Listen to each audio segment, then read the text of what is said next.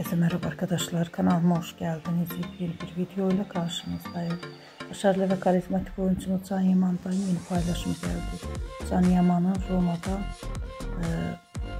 sevgilisi Sara Bulunma ile birlikte görüntüleri sosyal medya hesabında gündem oldu. Ben de bu görüntüleri sizler için YouTube kanalımda video halinde sunuyorum.